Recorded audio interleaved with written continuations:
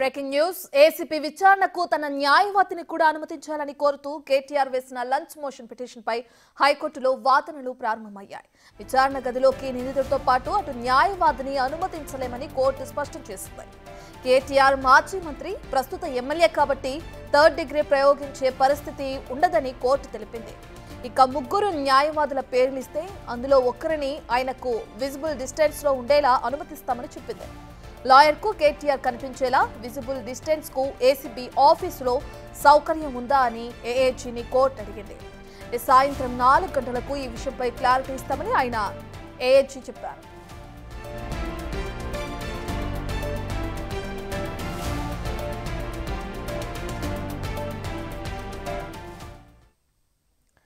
Right, ఇక పూర్తి details అందించడానికి మా ప్రతినిధి సురేష్ లైవ్ లో జాయిన్ అవుతున్నారు. రైట్ సురేష్, ఇప్పటికే చూసుకుంటే కేటీఆర్ విచారణకు సంబంధించి తన న్యాయవాదిని కూడా అనుమతించాలని చెప్పి ఏదైతే కేటీఆర్ లంచ్ మోషన్ పిటిషన్ వేశారో దానికి సంబంధించి ముగ్గురు న్యాయవాదుల పేర్లు చెప్పమంటుంది కోర్టు. ఎవరి పేర్లు తెరపైకొస్తున్నాయంటారు? కేటీఆర్ రేపు విచారణకు హాజరు కావాలని చెప్పేసి ఏసీబీ రెండో నోటీసు జారీ చేయడం జరిగింది. రేపు 10 గంటలకు బంజారాహిల్స్ ఏసీబీ కార్యాలయంలో విచారణకు రావాలని చెప్పింది. ఆ నోటీసులో స్పష్టంగా అడ్వకేట్లని అనుమతించము, కేటీఆరే వ్యక్తిగతంగా హాజరు కావాలని చెప్పేసి పేర్కొనడం జరిగింది. దీనిపైన కేటీఆర్ ఈరోజు హైకోర్టులో లంచ్ మోషన్ పిటిషన్ దాఖలు చేయడం జరిగింది. ఆ లంచ్ మోషన్ పిటిషన్పై విచారణ జరిగింది. విచారణ సందర్భంగా కొన్ని ఆసక్తికర వ్యాఖ్యలు న్యాయమూర్తి చేయడం జరిగింది. కేటీఆర్ మాజీ మంత్రి, ప్రస్తుత ఎమ్మెల్యే, పార్టీ వర్కింగ్ ప్రెసిడెంట్గా ఉన్నటువంటి ఆయనపై థర్డ్ డిగ్రీ ఎలా జరుగుతుంది అని కూడా వ్యాఖ్యలు చేయడం జరిగింది.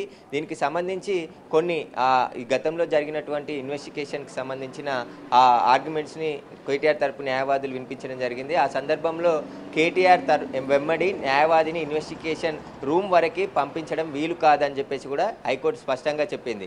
కానీ కేటీఆర్ విజిబుల్గా, ఎందుకంటే కేటీఆర్ని విచారించే సమయంలో ఆయన ఒకవేళ విజిబుల్గా కనిపించే ఏర్పాట్లుంటే అక్కడి వరకు కేటీఆర్ తరపు న్యాయవాదులను అనుమతిస్తాం, దీనికి సంబంధించి ముగ్గురు న్యాయవాదుల పేర్లు అందించండి అని చెప్పేసి కూడా హైకోర్టు కేటీఆర్ తరపు న్యాయవాదికి ఆదేశాలు జారీ చేయడం జరిగింది. ఇక ఏసీబీ కార్యాలయంలో కూడా కేటీఆర్ని విచారించే సందర్భంలో అలాంటి విజిబుల్కి సంబంధించిన ఏర్పాట్లు ఉన్నాయా లేదా అనేది విచారణ అధికారిని అడిగి చెప్పాలని చెప్పేసి కూడా హైకోర్టు అడ్వకేట్ జనరల్కి సూచన చేయడం జరిగింది. దీనిపై 4 గంటలకి కనుక్కొని చెప్తామని చెప్పడంతో 4 గంటలకి కేటీఆర్ పిటిషన్పై తీర్పు వెల్లడిస్తామని చెప్పేసి కూడా హైకోర్టు చెప్పడం జరిగింది. అయితే కేటీఆర్ను విచారించే సందర్భంలో విచారణ అధికారి కేటీఆర్ని ఎలాంటి క్వశ్చన్స్ అడుగుతున్నారో అవి వినబడకుండా దూరం నుంచి చూసే విధంగా ఏదైతే విజిబిలిటీకి సంబంధించిన వెసులుబాటు ఉంటే అక్కడి వరకు మాత్రమే అనుమతిస్తాం తప్ప కేటీఆర్ పక్కనే కూర్చొని విచారణ అధికారి అడిగే క్వశ్చన్స్ వినే విధంగా అడ్వకేట్కి అనుమతి ఇవ్వము అని చెప్పేసి హైకోర్టు స్పష్టంగా చెప్పడం జరిగింది. దీనికి సంబంధించి ఆ ఏసీబీ కార్యాలయంలో ఎలాంటి ఏర్పాట్లు ఉన్నాయో వాటికి సంబంధించి పూర్తి వివరాలు అందించాలని చెప్పేసి కూడా హైకోర్టు కోరడం జరిగింది. దీనిపై 4 గంటలకు తీర్పు వెల్లడించనుంది హైకోర్టు కేటీఆర్ పిటిషన్పై. రైట్ సురేష్, ఇప్పటికే చూసుకుంటే మొన్న కూడా ఏసీపీ విచారణకైనా హాజరు కాకుండా ఏదైతే ఆఫీస్ వరకు వచ్చి తిరిగి వెళ్ళిపోయిన ఇదిని మనం చూసాం. అయితే ఇప్పుడు ఏదైతే ఆ ఏసీపీ విచారణ ఉందో దానికైనా హాజరయ్యే అవకాశం కనిపిస్తుందంటారా? ఇప్పటికే కావాలని చెప్పి తన న్యాయవాది కూడా తనకి విచారణ సమయంలో ఉండాలి అని చెప్పి కూడా ఏదైతే కోర్టులో పిటిషన్ వేశారు దాని ప్రకారం చూసుకుంటే రేపు ఆయన విచారణకు వెళ్తారా లేరా అనే ఉత్కంఠ కూడా ఉంది. ఎలా చూడొచ్చు అంటారు సురేష్? అంటే గతంలో కేటీఆర్ విచారణకు పిలిచిన సమయంలో ఆయన తీర్పు వచ్చే వరకు నాట్ టు అరెస్ట్ ఆర్డర్ ఉంది కాబట్టి ఆయన విచారణకు తప్పించుకొని ఇక్కడ దాకా వచ్చి మళ్ళీ వెళ్ళిపోవడం జరిగింది. కాబట్టి ఈసారి ఇప్పుడు ఆయన క్వాష్ పిటిషన్కి సంబంధించి హైకోర్టు కొట్టివేయడం జరిగింది.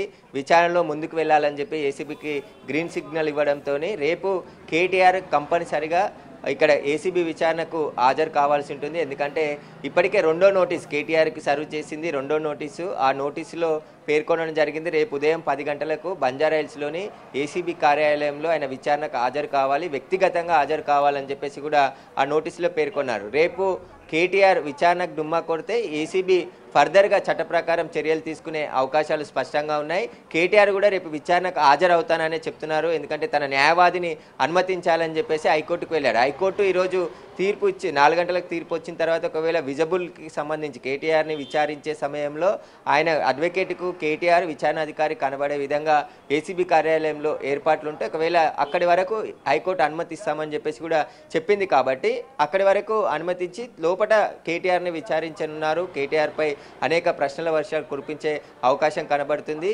ఇక రేపు కంపల్సరీగా కేటీఆర్ విచారణకు హాజరు కావాల్సిందే. ఈ కేసుపై ఇప్పటికైనా సుప్రీంకోర్టుకు కూడా వెళ్ళడం జరిగింది. అక్కడ కూడా మళ్ళీ తనపై ఏసీబీ నమోదు చేసిన కేసును కొట్టివేయాలని చెప్పేసి పిటిషన్ దాఖలు చేశారు. కానీ దానిపై ఇంకా విచారణ స్టార్ట్ కాలేదు. సుప్రీంకోర్టు ఇంకా ఎలాంటి డైరెక్షన్ ఇవ్వలేదు. కాబట్టి రేపు కేటీఆర్ తప్పనిసరిగా ఏసీబీ విచారణకు హాజరు కావాల్సి ఉంటుంది. ఒకవేళ లేని పక్షంలో ఏసీబీ తదుపరి చర్యలకు సిద్ధమయ్యే అవకాశం కనబడుతుంది. కాబట్టి ఆయన చట్ట ప్రకారం నడుచుకునే విధంగా రావాల్సి ఉంటుంది. ఎందుకంటే ఏసీబీ నోటీసులు జారీ చేసింది, చట్ట ప్రకారంగా ఈ కేసును విచారిస్తుంది. కాబట్టి ఆయన ఒకవేళ సహకరించకుంటే విచారణకు ఏసీబీ ఫర్దర్గా ఏసీబీలో చట్టం ఎలా ఉందో దాని ప్రకారం ముందుకు వెళ్ళే అవకాశాలు స్పష్టంగా కనబడుతున్నాయి. కాబట్టి ఇప్పుడు హైకోర్టు కూడా కేటీఆర్ని విచారించే విజిబిలిటీ వరకు అడ్వకేట్ని అనుమతిస్తాం ఒకరిని అని చెప్పింది. కాబట్టి ఇప్పుడు కేటీఆర్ తరపు న్యాయవాదులు 3 పేర్లని హైకోర్టుకు అందిస్తే అందులో ఒకరిని ఏసీబీ కార్యాలయానికి అనుమతిస్తారు. కానీ కేటీఆర్ దగ్గరే కూర్చునే విధంగా అనుమతించమని చెప్పి స్పష్టంగా హైకోర్టు చెప్పింది. కాబట్టి రేపు ఖచ్చితంగా ఆయన విచారణకు వస్తాడనే ఆయన తరపు మనుషులు చెప్తున్నారు. ఆయనకు సంబంధించిన అడ్వకేట్స్ కూడా విచారణకు హాజరవుతారనే చెప్తున్నారు. రేపు ఏసీబీ ప్రధాన కార్యాలయం అయినటువంటి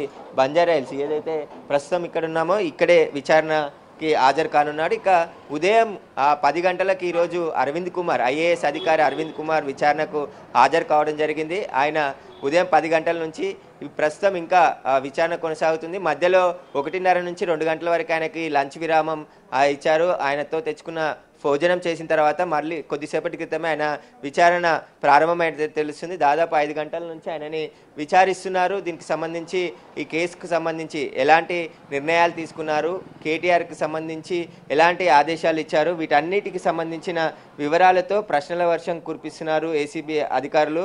అరవింద్ కుమార్ అప్పుడు మున్సిపల్ స్పెషల్ చీఫ్ సెక్రటరీగా పనిచేశాడు. కాబట్టి అప్పుడు ఎలాంటి నిర్ణయాలు తీసుకున్నారు, అసలు ఈ ఫార్ములాకు సంబంధించి అగ్రిమెంట్లు ఎలా జరిగాయి, నిధులు చెల్లింపులు సొంత నిర్ణయమా, ఎవరైనా ఎలాంటి ఆదేశాలు వచ్చాయి, కేటీఆర్ బలవంతం ఏమైనా చేశారా, ఒత్తిడి పెంచారా అనే ప్రశ్నలు కూడా కేటీఆర్ని అరవింద్ కుమార్ని అడిగినట్టు తెలిసింది. క్యాబినెట్ పర్మిషన్ లేకుండా నిధులు ఎలా రిలీజ్ చేస్తారని చెప్పేసి కూడా అరవింద్ కుమార్ని ప్రశ్నల వర్షం కురిపిస్తున్నారు ఏసీబీ అధికారులు. ఇంకా కంటిన్యూగా అరవింద్ కుమార్ని అయితే ఏసీబీ కార్యాలయంలో ఆయనని విచారిస్తున్నారు.